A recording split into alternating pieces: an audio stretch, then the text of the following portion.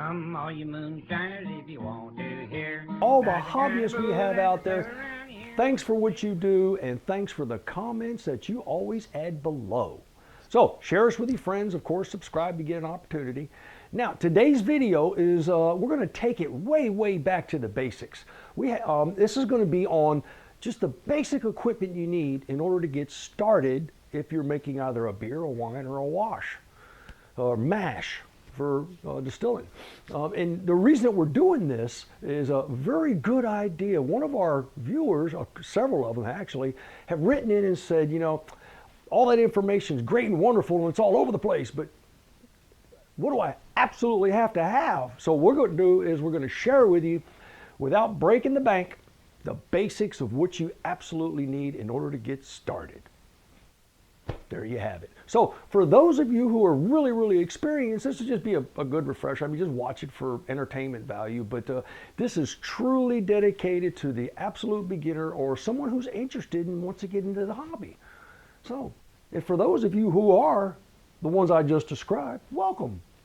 We love having you. All right, if you're making either a beer, a wine, or a mash, the beginning process is duplicate. It's all the same.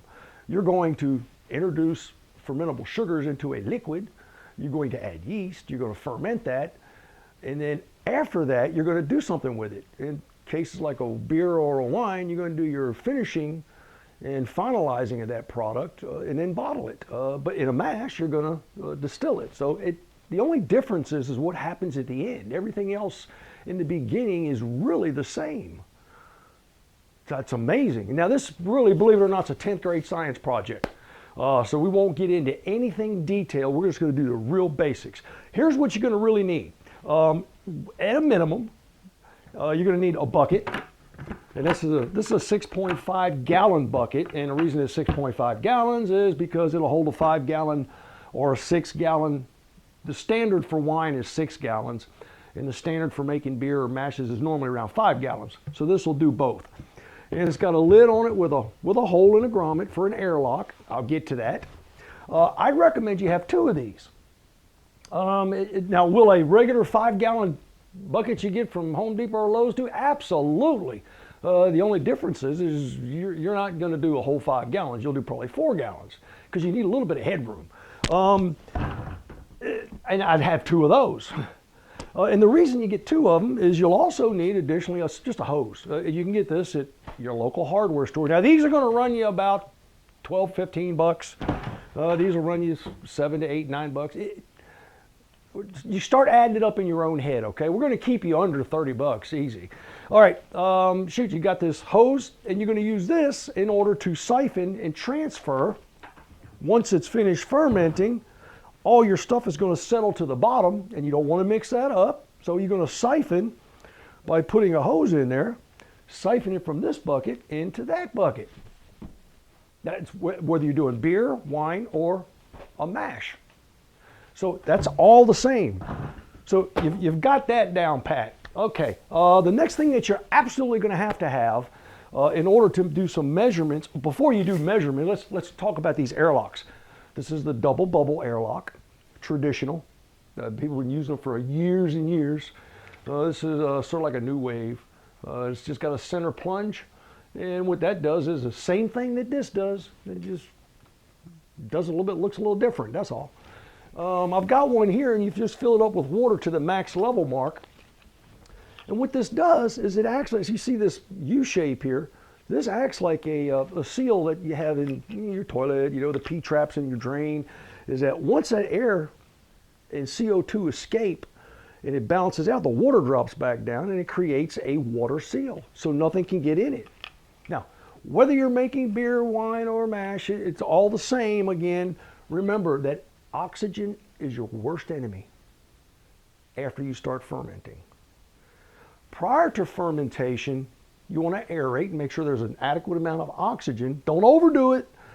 There's just an adequate, you do that by pouring the bucket back and forth maybe once or twice. And that just gets your yeast colony healthy and gets it vibrant and gets it rolling. But then after that, oxygen's your worst enemy. That's after your yeast go through their anaerobic. See, I told you, I don't want to get into the details yet. Okay, so you'll need one of these at a minimum. 2 are nice to have. The other thing you're going to really need is you're going to need a hydrometer. And if you're doing whiskeys, you're going to distill, you'll need a proof and trail hydrometer. So please don't get them mixed up. There's a video on Hydrometer 101. You watch that.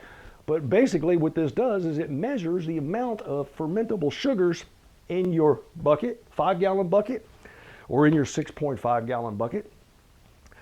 Then after you measure it, you pitch the yeast, you let it eat all the sugars, and you measure it again. And that will tell you what your alcohol by volume is, which is something that's a good data point. You need to know that.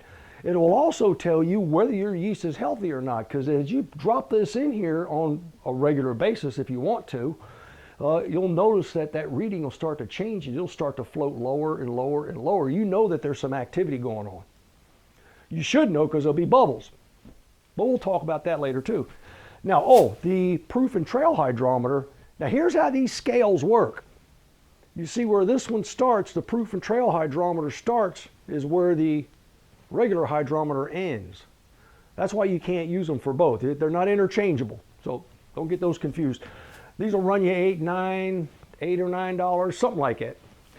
Good. So you've got all the basics now. That's, believe it or not, that's it. You're started. You're making a beer, a wine, or a mash for distilling. One other option is the carboy. This is a big glass jar. Now this one's this is about a 6.5-gallon jar. They come in 5-gallon bottles too. And you put a cap on the top of it with an airlock. But remember, if you get a carboy, of course, and they're laying around here somewhere, you're gonna probably need a carboy brush to clean it out because it's got a small hole in the top. So add that to it for about $8. You're gonna probably need a funnel to get it into it. So it's another $3 or $4. Again, it's not that expensive. And last but not least, you already have your 32-quart or larger pot at home.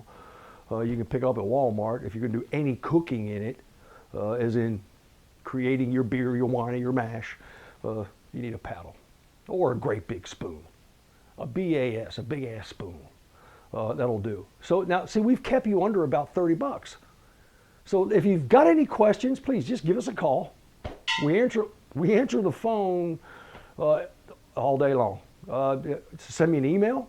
I'll answer those, and please comment below because we survive that way. And remember, these videos cost you nothing. We just enjoy doing them and sharing our information. So without further ado, we're going to do a few more of these videos for the basic introductory person who's looking forward to getting into the hobby. So happy brewing, happy distilling, whatever it is that makes you happy. All you See you on the next one. moon